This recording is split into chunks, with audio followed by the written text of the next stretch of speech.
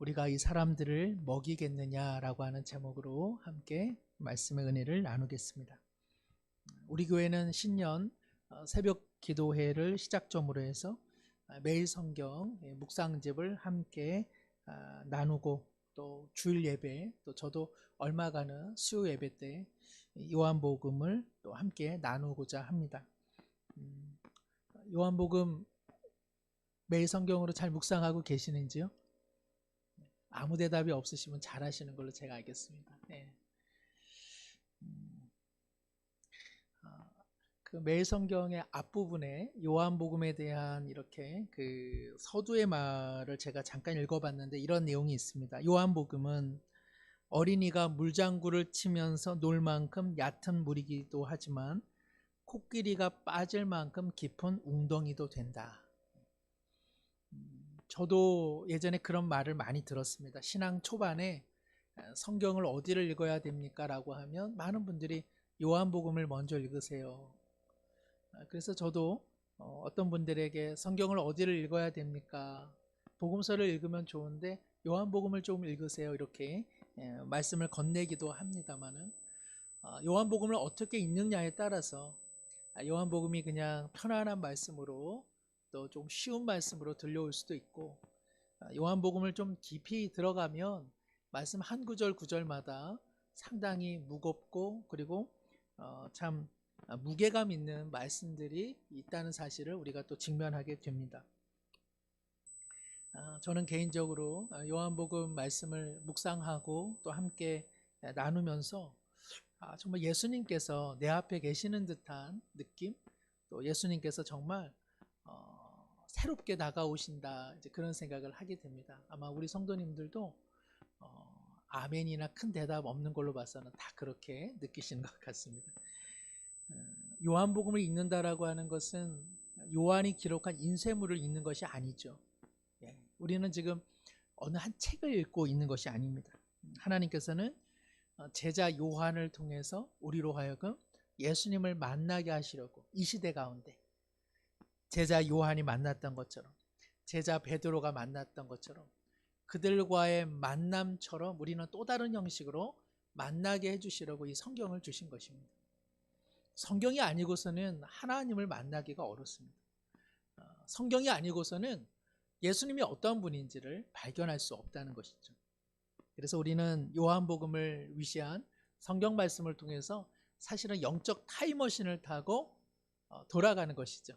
그래서 예수님이 계시는 그 세계로 들어가는 것, 그것이 바로 성경 읽기의 묘미가 아닌가, 그런 생각합니다. 우리가 요한복음을 읽으면서 우리는 어떻습니까? 세례 요한의 모습도 우리가 함께 보죠. 우리는 마치 성경을 깊이 읽기 시작하면 정말 세례 요한과 함께 예수님을 우리가 가까이서 보는 것 같은 그러한 경험을 하게 됩니다. 세례 요한이 나는 메시아가 아니고 바로 저분이 메시아입니다 라고 하는 바로 그 현장 속에 우리가 서 있는 것 같고요. 안드레가 예수님을 만난 후에 그 흥분된 모습으로 형 베드로를 찾아갔을 때 우리도 막 같이 뜀박질하면서 저 안드레가 어떻게 형에게 이 흥분된 소식을 전하고 있는가, 우리도 기쁜 마음으로 함께 목격을 하게 되는 것이죠. 물이 변하여 포도주가 되었을 때 그 상황이 얼마나 위기였는지를 우리가 안다면, 물이 변하여 포도주가 된 그 가나의 혼인잔치의 기쁨의 회복, 우리 아마 그 시간에 함께 기뻐하면서 야, 우리도 저 포도주 한번 맛봤으면 좋겠다, 아니면은 예수님을 배경으로 해서 아마 우리가 가지고 간 이 핸드폰으로 셀카도 찍으면서 아마 함께 기뻐하지 않겠습니까? 우리가 니고데모가 한밤중에 예수님을 찾아간 그 현장으로 우리가 되돌아가면 우리도 몰래 몰래 니고데모와 예수님의 그 대화를 들으면서 야, 나도 은혜로 거듭났구나, 위로부터 부어지는 은혜가 아니었으면 나 거듭날 수 없었구나, 이야, 니고데모가 그 은혜를 받았으면 좋겠다, 아마 우리가 그 생각을 하게 될 겁니다. 우물가의 사마리아 여인이 그 우물가로 정오의 시간에 홀로 물통을 들고 걸어갈 때 우리는 어떠한 생각을 하겠습니까? 야, 저 여인 이제 곧 예수님 만날 텐데, 이제 예수님 만나서 저 여인 삶이 변화되는데 와, 기가 막힌 현장 가운데 내가 와 있구나. 38년 된 병자를 일으키실 때 우리도 함께 그 병자의 몸을 일으키면서 베데스다 연못가가 아니라 당신을 일으킨 것은 예수님이시잖아요. 우리가 아마 그 고백을 그 병자와 한 병자에게 들려주지 않겠습니까? 성경을 우리가 스쳐 지나가지 않고 우리 양정근 목사님 말씀해 주신 것처럼 조금 묵상하면서 그것을 되새김질하면서 새벽에 읽었던 말씀 또 오전에 읽었던 말씀을 하루 종일 묵상하면 어느새 그 현장에 내가 가 있고 오히려 내가 살아가는 오늘 이 현장에 예수님이 와 계신 것 같은 그러한 놀라운 영적인 경험을 하게 되는 것이죠. 성경을 읽는다는 것 그리고 예수님이 계시던 그 광경으로 우리가 흠뻑 빠지는 것은 꿈을 꾸는 것이 아닙니다. 우리가 그 성경의 깊은 곳으로 들어갔다가 나오면 우리의 온몸이 은혜로 적셔져 있고 그러다 보면 어느새 나는 과거의 성경의 말씀을 읽은 것이 아니라 오늘 그 주님이 동일하게 계시는구나. 그리고 내가 성경을 읽은 것이 아니라 성경이 내 마음을 읽어준 것이구나. 이러한 영적인 경험들을 하게 되는 것이죠. 오늘 6장 이하의 말씀은 영적 타임머신을 타고 우리가 이제 한번 돌아가는 시간이죠. 그곳으로 한번 가보는 시간입니다. 어디가 배경이냐? 디베랴라고 하는 이 갈릴리 연안에는 여러 이제 그 도시들이 뭐 마을도 있고 동네도 있고 도시도 있겠죠.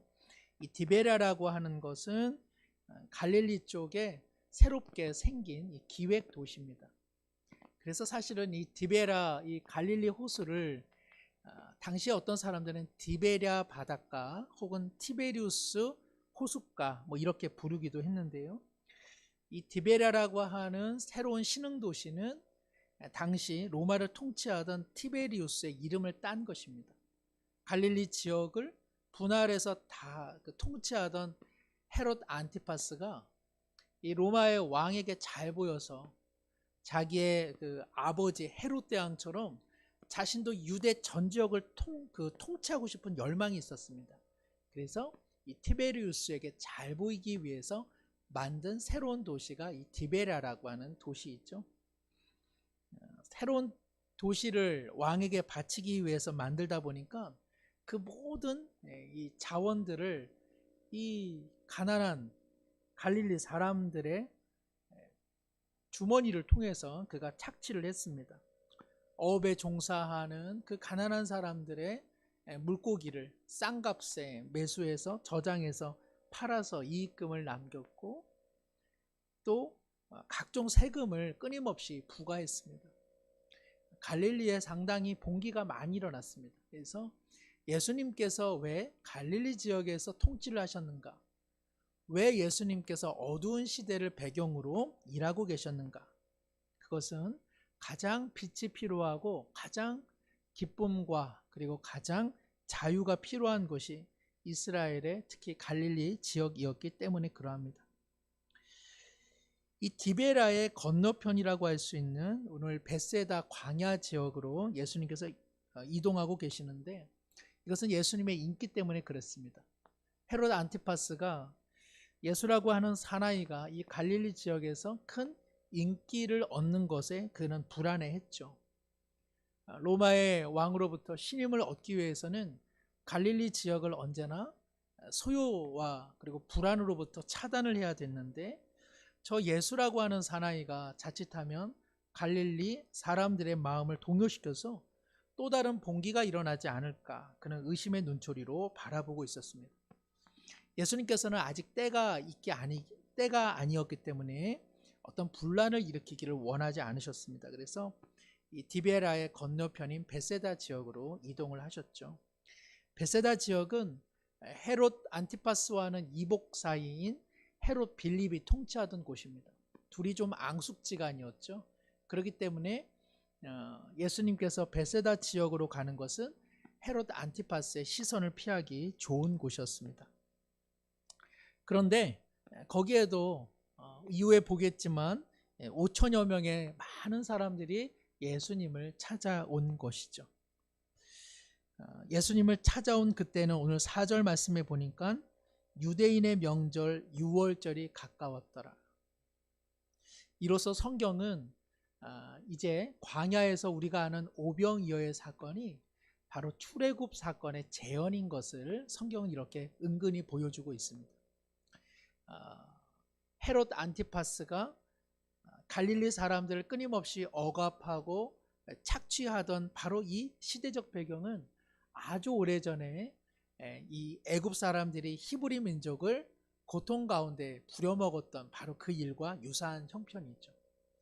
모세를 통해서 히브리 민족이 유월절 절기를 통해 인도함 받은 것처럼 지금 예수님께서는 바로 이 갈릴리 사람들을 지금 인도에 가고 계시는 것입니다.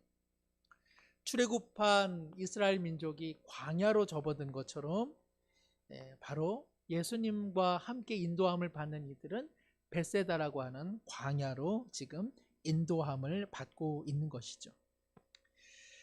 예수님께서는 이처럼 출애굽의 그 고통의 시간 그리고 구원의 시간 바로 그 사건을 지금 재현하고 계시는 것입니다. 그런 측면에서 보면 오늘 우리 시대도 때때로는 애굽의 시대와 같지 않겠습니까? 오늘 이 시대도 갈릴리의 시대처럼 어두운 시대가 아니겠습니까? 사실 오늘 우리나라에서 제정신을 갖고 살아가는 사람이라면 살만 나는 세상이라고 말할 수는 없을 것입니다.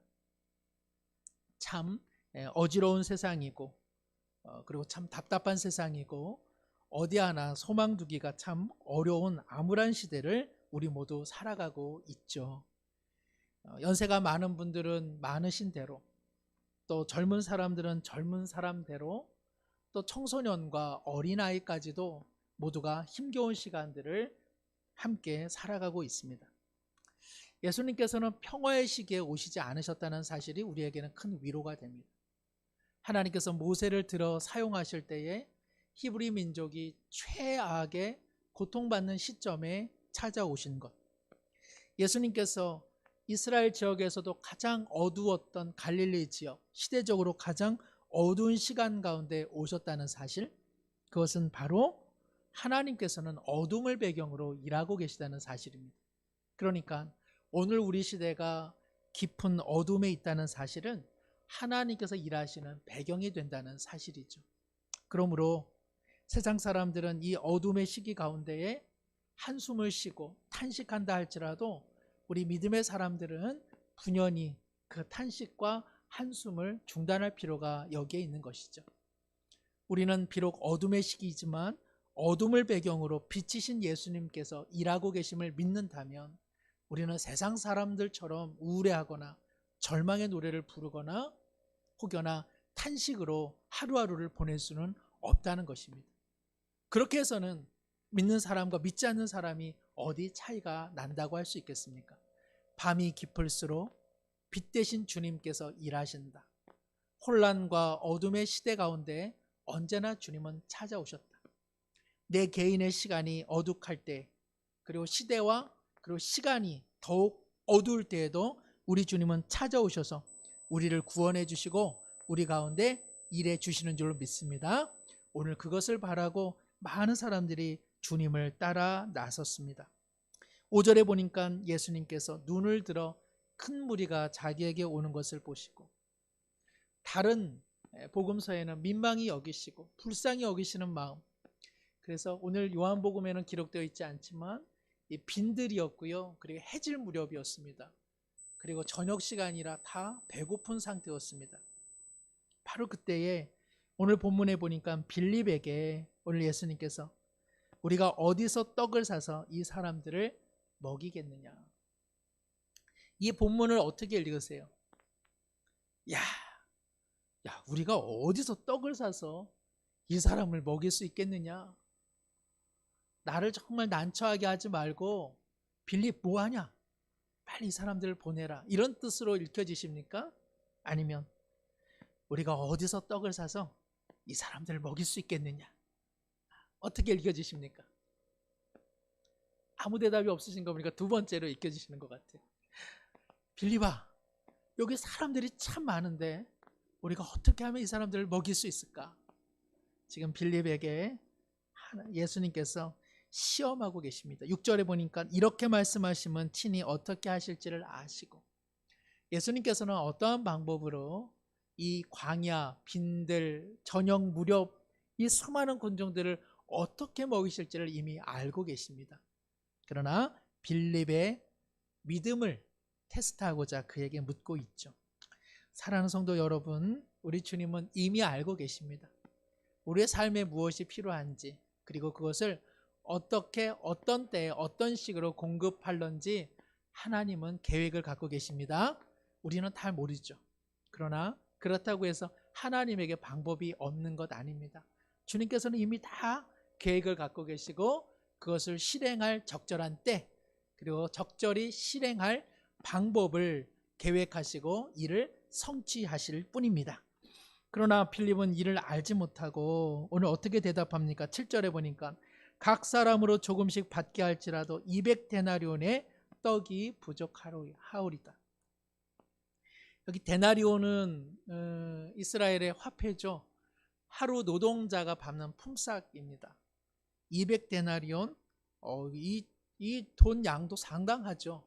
그러나 5천 명의 사람들, 이 남자만 셌으니까 거기에 만약에 아내와 그리고 자녀라도 함께 있다면 숫자는 10,000명 이상이 되는 것이죠. 빌립은 주님의 이 시험을, 믿음의 시험을 그는 소위 말하면 수학 시험으로 지금 풀어내고 있습니다. 200데나리온의 떡이 부족합니다. 아무리 돈을 모아도 주님 먹일 수는 없습니다. 그래서요, 사실은 다른 복음서 마태복음에 보면은 제자들이 예수님에게 오히려 제안을 하죠. 주님, 그 베세다 지역으로 어여 보내서 저들이 뭘 사 먹게 하십시오. 사실은 안드레, 또 베드로, 그리고 빌립이 다 이 베세다 출신입니다. 이 베세다 지역은 어부의 집이라고 하는 뜻을 갖고 있거든요. 그러니까 아마 이 동네에 대해서 뭐 좀 알았는지 모르겠습니다만은, 그러나 당시에 식당 하나 변변하지 않은 곳, 그리고 돈 없는 이들을 어디 마을 가서 뭘 좀 사 먹으라, 5천 명의 사람들이 그 저녁에 어디 흩어져서 먹을 곳이 있었겠습니까? 표면적으로는 합리적인 계산으로 지금 예수님에게 빌립은 이야기하고 있습니다만 우리는 잘 알죠. 빌립과 제자들은 두려운 마음이 있는 것입니다. 이 5천 명을 먹일 방도도 없고 자칫하다가는 이 헤롯 빌립에게까지 의구심을 자아내서 또 다른 적대적인 세력으로 낙인 찍힐 것 같은 두려움이 있었던 것입니다. 예수님께서는 목자의 심정을 가지고 어떻게 하면 이들을 먹일 수 있을까 하고 질문하고 있는데 빌립은 주님의 마음을 헤아리지 못하고 있는 것이죠. 그는 믿음의 시험을 단순한 수학 공식으로 풀어내려고 했던 것입니다. 주님 외에는 이들을 먹일 자가 없지 않겠습니까? 주님 외에는 이 빈들 저녁 무렵 저 배고픈 자들을 충만히 채워주실 분은 오직 주님뿐이십니다. 빌립이 이렇게 말했다면 얼마나 좋았겠습니까? 그러나 빌립은 적어도 이 시험에서는 낙제하고 말았습니다. 우리도 이러한 시험 문제를 주님께로 받는다면 우리는 어떠한 답안지를 주님에게 써서 제출할 수 있을까요? 저만 해도 쉽지는 않을 것 같습니다. 이제 조금 믿음이 생겨서 제가 다시 과거로 돌아가 주님께서 저에게 이런 질문을 하신다면 이제는 정답 정도는 말씀드릴 수 있을 것 같습니다. 주님은 하실 수 있습니다. 그러나 아직 예수님이 어떠한 분인지를 알지 못하는 제자들은 이 부분에 있어서 걸려 넘어지고 말았죠. 오늘 예수님께서 우리에게 같은 질문을 또 다른 방법으로 해오실 때가 많지 않겠습니까? 너의 것을 조금 손해봐야 되는데 어떻게 하면 좋겠냐? 너를 미워하는 사람이 있는데 어떻게 반응하겠냐? 때때로는 희생을 좀 해야 되는데 손해를 감수하겠냐?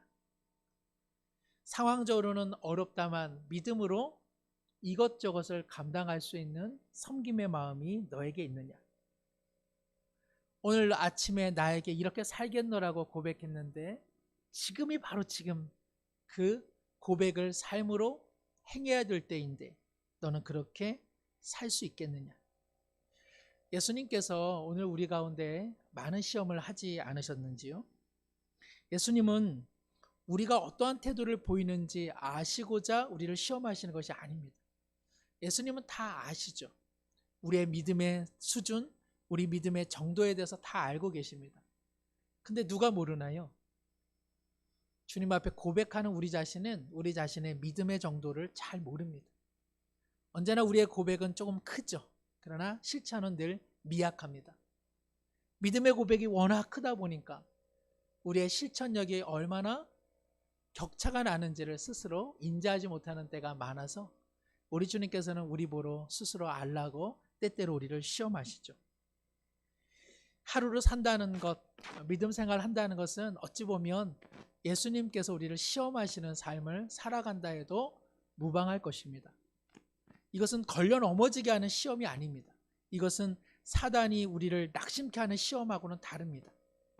이 시험은 하나님께서 우리의 믿음 정도가 어떠한지 우리 스스로 알게 하여 우리로 하여금 분발하게 하는 시험인 것이죠.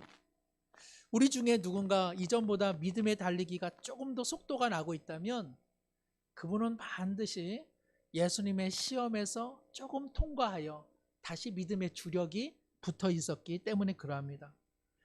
음악을 가르치는 한 분의 이야기를 들으니까 그렇게 말씀하시더라고요.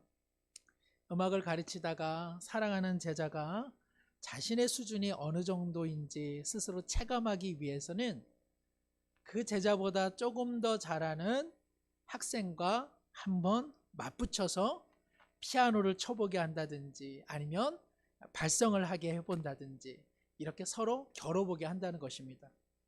그러면 제자가 스스로의 수준을 알게 되는 것이죠. 이 음악 선생님은 이미 그 제자의 수준을 알죠. 그러나 그 제자는 자신의 수준이 어느 정도인지 알지 못하기 때문에 그보다 조금 더 높은 제자와 겨뤄보게 함으로써 자신의 수준을 알게 하는 것입니다. 사랑하는 성도 여러분, 주님께서도 우리를 시험하고 계십니다.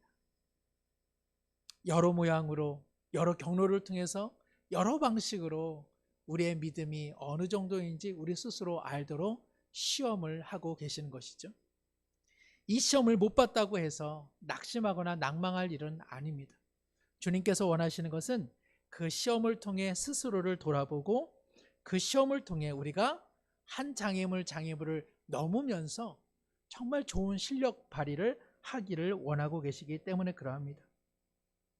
우리의 말씀 묵상을 통해서 하나님께서는 우리를 선한 마음으로 시험하십니다. 이럴 때 너는 어떻게 하겠느냐? 이럴 때 너의 믿음의 고백과 너의 삶의 실천은 얼마나 가까워질 수 있겠느냐? 어느 선교사님의 글 중에 이러한 말이 있습니다. 나는 하나님 나라 학교에서는 우등생이 되고 싶다. 우리 모두 하나님께서 우리를 분발케 하는 그 시험을 잘 치러냄으로써 누구와 경쟁해서 이기는 1등이 아니라 그저 하나님 나라에서는 우등생이 되는 그런 우리 모두가 되기를 축복합니다. 오늘 본문에는 없지만 오늘 주님께서 다른 마태나 마가에서는 이렇게 말씀하시죠. 갈 것 없다. 그들을 보낼 필요가 없다. 너희가 먹을 것을 주어야 한다라고 이제 예수님께서 말씀하십니다. 이때 한 제자가 등장하죠. 8절에 보니까 베드로의 형제 안드레가 뭐라도 조금 제스처를 취하겠다 싶어가지고 이 사방을 둘러봅니다. 안드레가 좀 이런 특징이 있습니다. 안드레가 이렇게 베드로 형에게 예수님도 전하고 또 이렇게 무리를 둘러보면서 이렇게 또 한 아이가 있는 도시락도 가져다가 예수님에게 드리고 안드레가 가만 보면 좀 주위를 돌아보는 이런 은사가 있는 사람인 것 같습니다. 안드레가 이 수많은 군중 중에서 한 아이의 떡 5개와 물고기 2마리가 이렇게 가지고 온 소위 말하면 도시락이라고 할까요? 그 도시락을 발견하게 되는 것이죠. 여기 아이의 물고기라고 할 때 이 물고기는 흔히 이제 그 물고기라고 할 때는 익투스라고 하는 헬라어를 사용합니다. 그런데 이 본문에는 익투스라고 되어 있지 않습니다. 옵사리온이라고 되어 있거든요. 그러니까 일반적으로 물고기는 익투스, 근데 이것은 좀 큰 물고기입니다. 그러니까 아이의 손에 들려진 이 물고기는요, 보통의 물고기가 아니라 정말 우리가 얘기하는 것처럼 멸치보다 좀 큰 걸까요? 아주 작은 옵사리온이라고 하는 이렇게 작은 물고기였습니다. 그런데 이 물고기 그리고 5개의 보리떡을 가지고 이제 이것이 주님의 놀라운 은혜의 손길 가운데 5천 명, 많게는 10,000명 이상을 배불리 먹이게 되는 은혜가 임하게 되죠. 우리가 아마 타임머신을 타고 이 광야에 가서 이 아이를 보면 어떤 생각이 들겠습니까?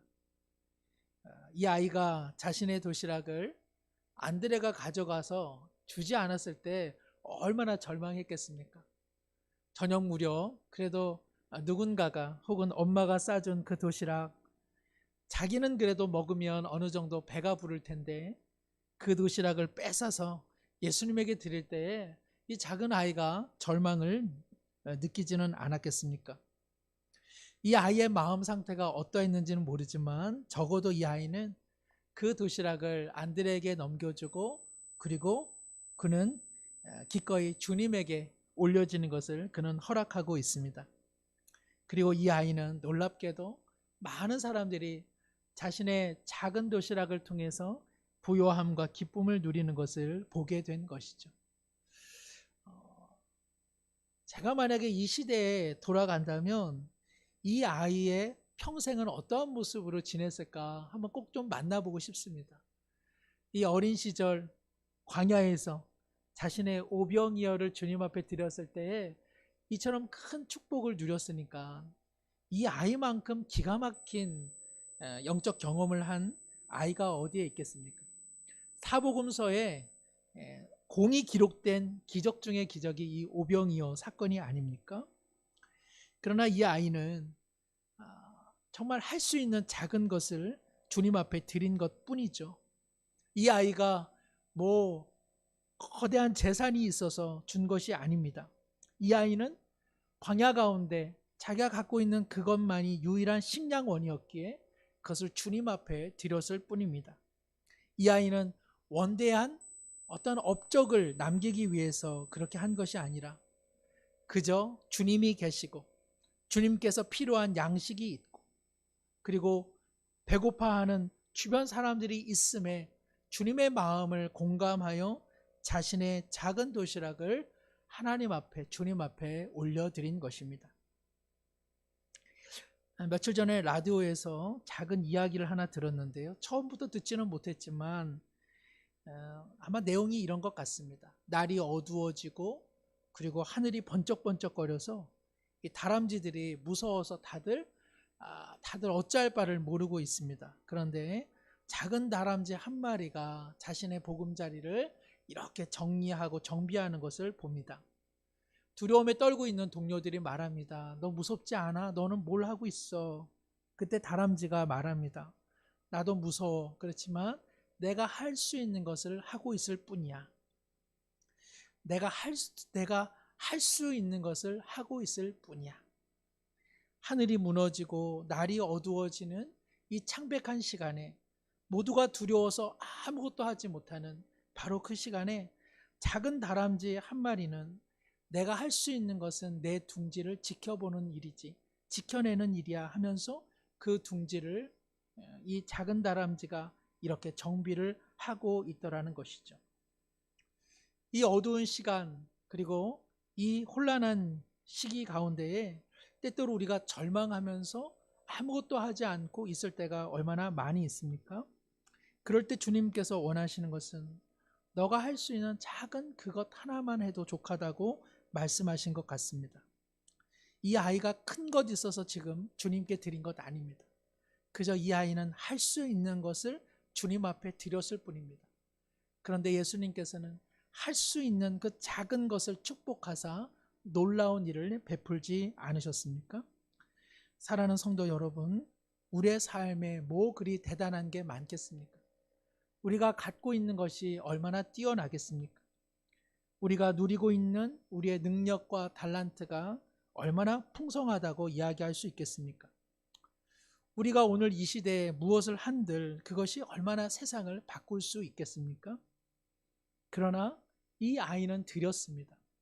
이 아이는 작은 물고기와 그리고 떡을 주님 앞에 드리는 최선의 삶을 살았습니다.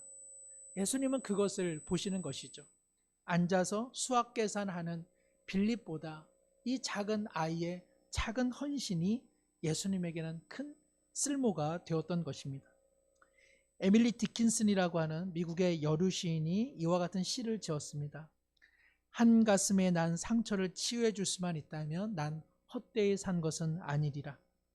한 인생의 아픔을 달래줄 수만 있다면, 고통을 위로해 줄 수만 있다면, 기운을 잃은 한 마리의 개똥 집바퀴를 둥지에 데려다 줄 수만 있다면 난 헛되이 산 것이 아니니라. 사랑하는 성도 여러분, 삶이 허무해질 때가 있습니까? 내가 한 것이 아무것도 없는 듯하여 아무것도 하지 않기로 마음에 작정하는 때가 있습니까? 그렇지 않습니다. 작은 몸부림, 작은 손길, 작게나마 도와주는 그 작은 손길을 우리 하나님께서 기억해 주십니다. 제가 아는 선교사님이 네팔 국립암센터의 병원장으로 또 의료인으로 선교사역을 진행해 오셨습니다.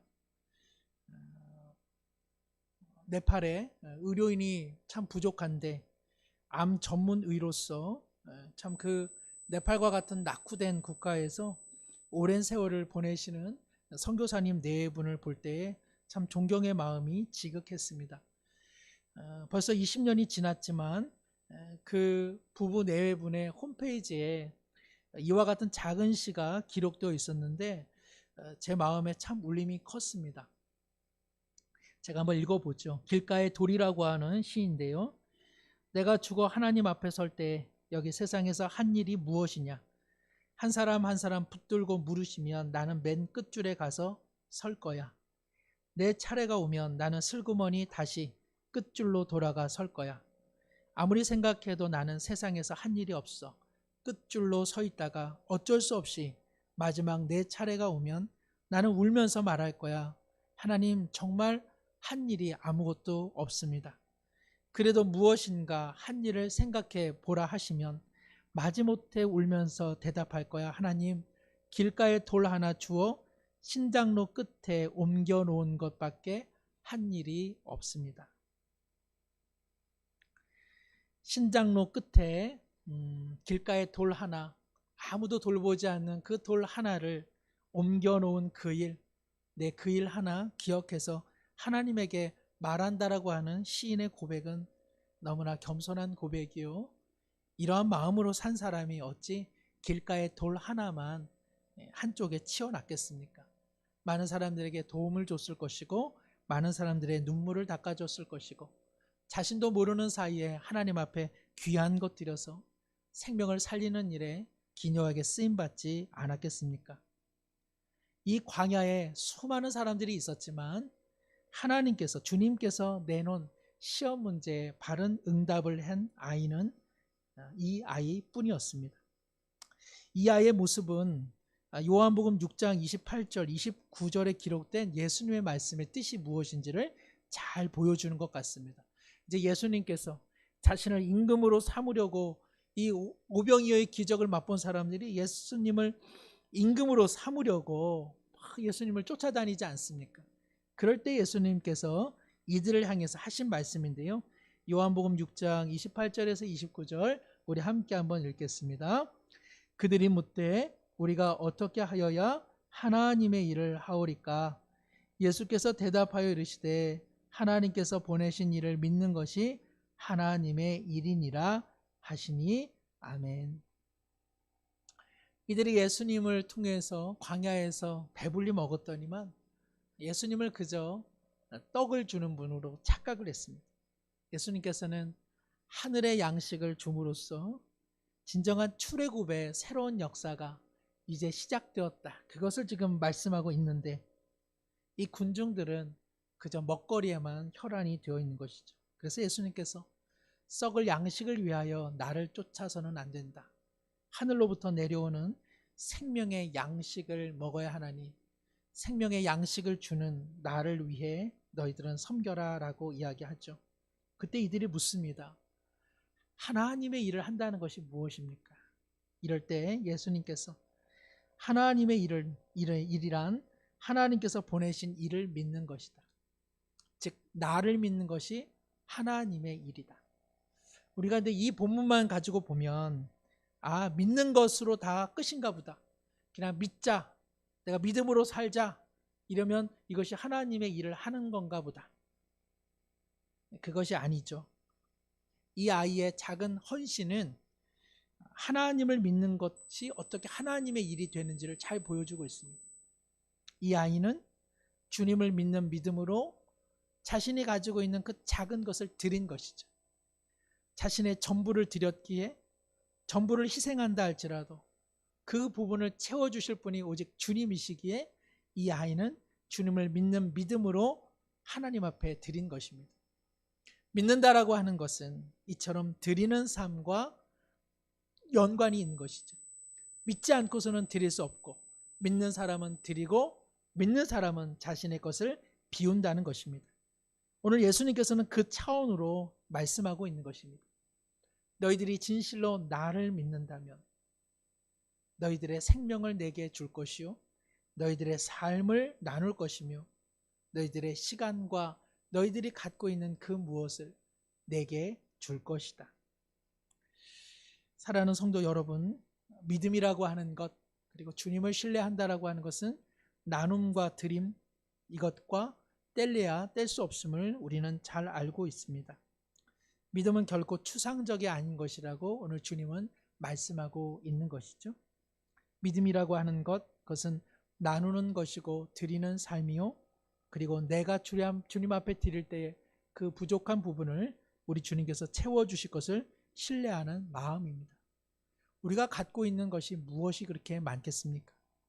갖고 있는 것 많은 것 없음을 주님께서 아시고 우리에게 무언가 나누라 드리라 할 때 우리 주님께서 얼마나 큰 것을 기대하시겠습니까?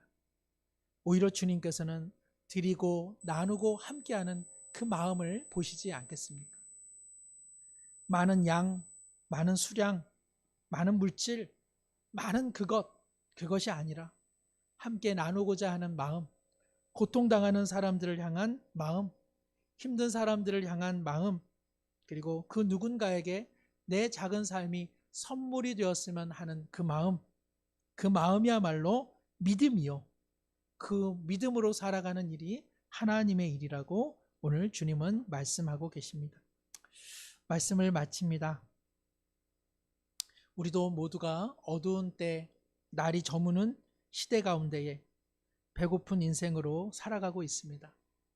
우리 주님께서 우리의 삶을 아시고 우리에게 오셔서 하늘의 떡을 먹이시고 주님께서 찢기신 살로 우리를 먹여주고 계십니다. 우리 모두 광야라 할지라도 우리 하나님께서 입혀주시고 먹여주고 계시다는 사실을 우리 모두 잊지 말기를 바랍니다. 하나님께서 우리를 먹여주시고 우리에게 영원한 생명을 언제나 주고 계시기 때문에 그러합니다. 이러한 주님의 마음을 알진대 세상의 방식, 합리적 방식을 넘어서서 목자의 마음으로 살아간다면 우리가 갖고 있는 것 그리고 내가 나눌 수 있는 것 살펴보고 주님 앞에 드리는 믿음의 시험을 통해서 우리의 믿음의 실력들이 더욱더 온전해지기를 소망합니다. 주님께서 우리에게 말씀하실 때는 넘어지라고 낙심하라고 낭망하라고 우리를 시험하시는 것 아니라 그래 아직은 믿음의 수준이 이 정도야 한번 넘어보면 좋지 않겠니? 한번 넘어가 보면 좋지 않겠니? 한번 힘을 내서 한번 뛰어가 보면 좋지 않겠니? 주님께서 우리를 시험하실 때에 우리가 그 시험에 정말 잘 통과하여서 하나님 나라의 우등생으로 우리 주님과 다시 만나게 되는 은혜가 우리 모두에게 있기를 간절히 소망합니다. 기도하겠습니다. 하나님 아버지, 주님께서 우리의 믿음을 위하여 그리고 우리의 믿음과 삶의 실천이 어떠한지 스스로 자각하게 하시기 위하여 이 어두운 때에도 우리를 시험하고 계십니다. 작은 아이가 그 작은 것 전부를 주님 앞에 드림으로 믿음 가운데 승리한 것처럼 우리도 이 어두운 날 탄식하며 한숨 짓는 일들을 내려놓게 하여 주시고 주님께서 일하심을 고백하며 주님께서 먹여주실 하늘의 떡을 기대하며 주님 앞에 드리고 나누고 함께 공감하는 삶을 살아가게 하여 주시옵소서. 하나님 아버지, 우리의 믿음이 추상적으로 그치지 않게 도와주시고 주님의 말씀과 맞닥뜨릴 때에 주여 실천할 수 있는 믿음의 동력이 일어나게 하여 주시옵소서. 어두운 시기 가운데 오셔서 우리를 살리신 주님을 말씀을 통해 확인하는 바, 이 어두운 시기, 이 혼란의 시기에 얼마든지 우리를 살려주시는 주님, 그 주님으로 인해서 다시 한번 승리하는 우리 모두가 되게 하여 주옵소서. 의지하오며 예수님의 이름으로 기도드리옵나이다. 아멘.